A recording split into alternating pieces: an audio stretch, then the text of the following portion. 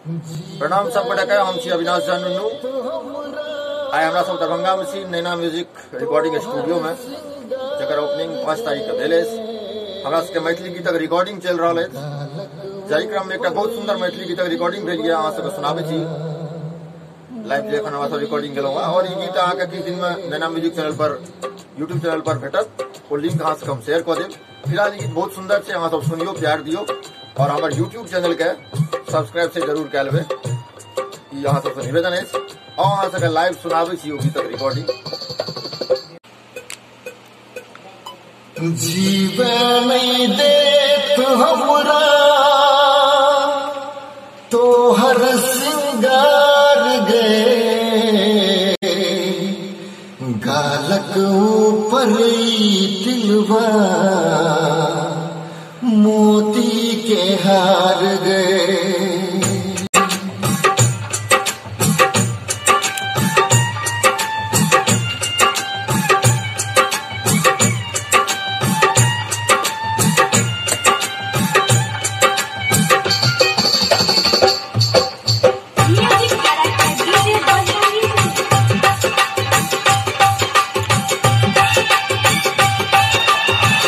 गालक ऊपर की तिलवा मोती के हार गए, गालक ऊपर की तिलवा मोती के हार गए।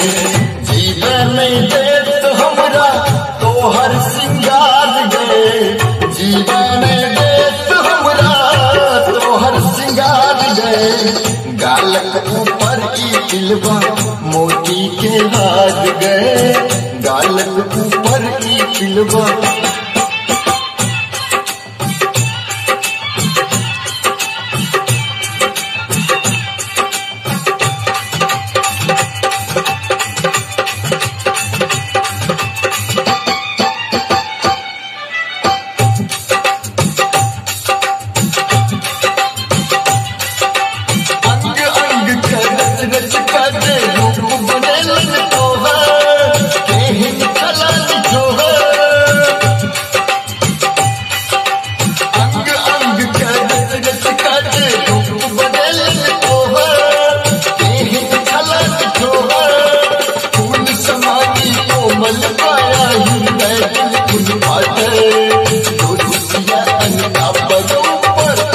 दिव्या के पेन तर होई छै अनार गए, दिव्या के पेन तर होई छै अनार गए।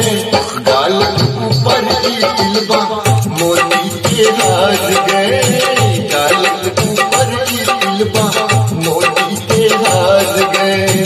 गालक ऊपर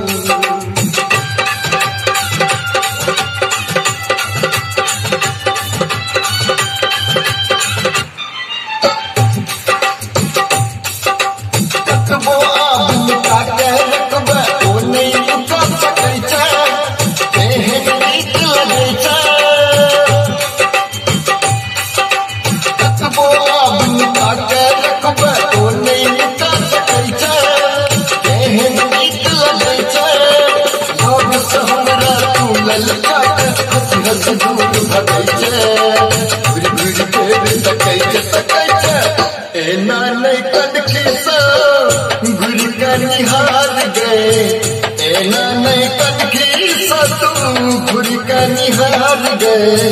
गालक ऊपर की तिलवा मोती के हार गए, गालक ऊपर की तिलवा मोती के हार गए।